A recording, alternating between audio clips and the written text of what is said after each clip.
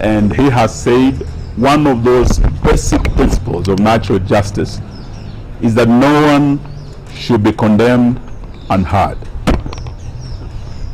Yesterday was a sad day for this country because His Excellency Rigathi Gachagua, who had submitted himself to the jurisdiction of both houses of parliament and never missed a sitting, never was late, both in the National Assembly and in the Senate.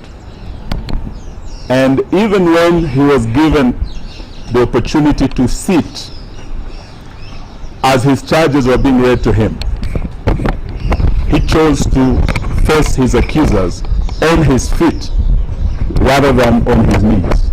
And he stood throughout the reading of the 11 charges. The last 2 weeks must have been very stressful for him.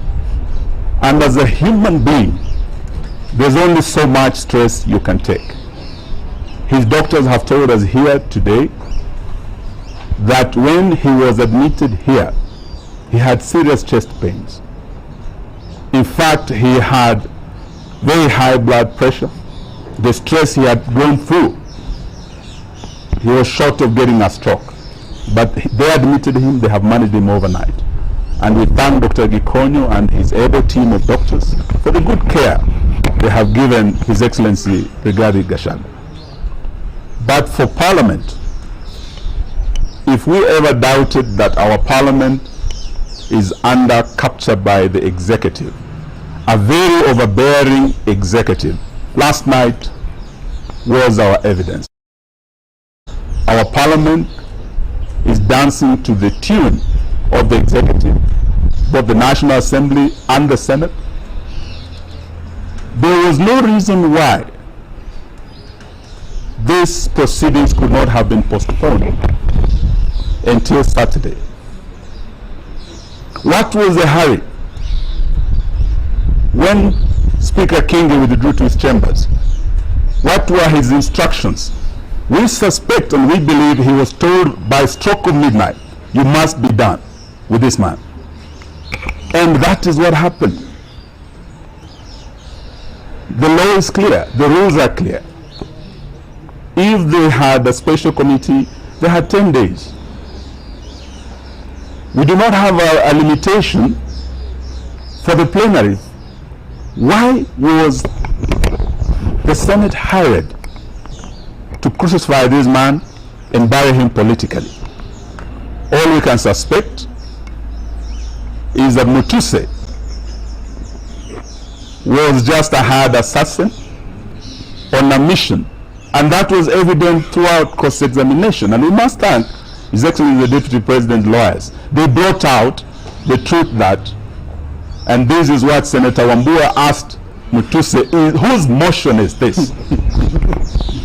You could tell he was not the owner of the motion. He was just a gun for hire, and through cross-examination that became very evident.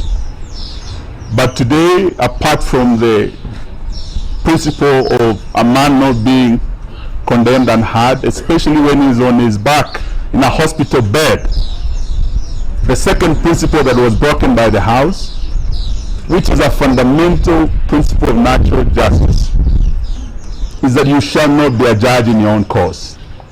The rule of bias is a very basic principle of natural justice. Both speakers of the two houses had been mentioned as shareholders, beneficiaries of an arrangement in Kenya Kwanza. They are interested parties.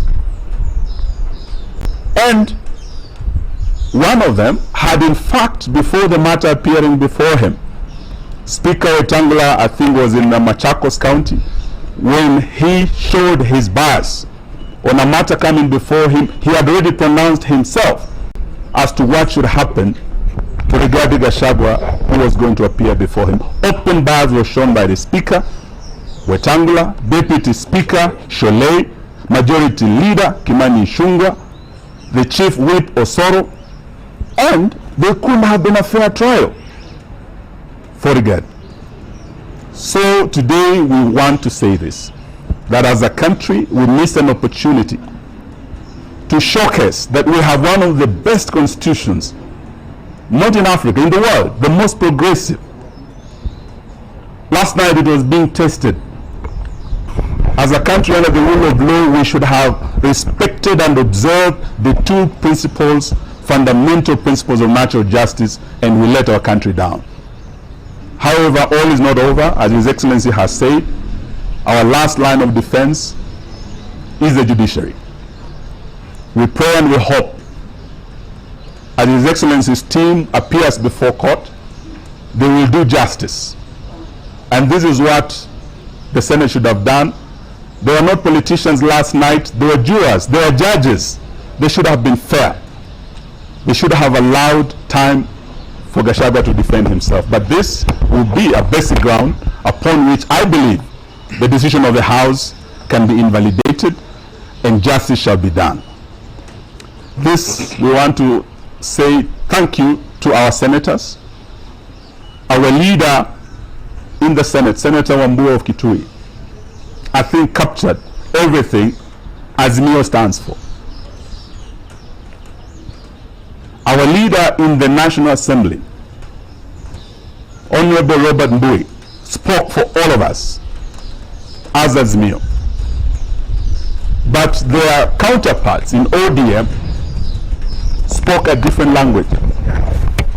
So today, even as we go forward, we can no longer pretend that we are like-minded. On impeachment, we did say this was not a priority for Kenya. Kenyans have more serious issues. Kenyans cannot take their kids to school because of the failed new funding model in our universities.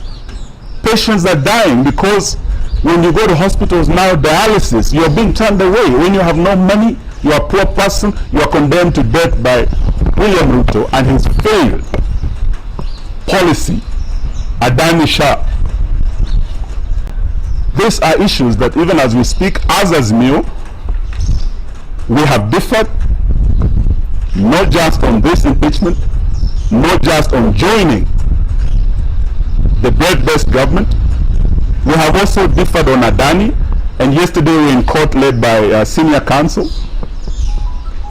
Kenyans will on 22nd of October see who is really fighting for them, because we'll be back in court to continue the fight against corruption. In open court. In open court, we will be there on 22nd. We welcome all Kenyans to come, but the matter as it rests today rests with the judiciary.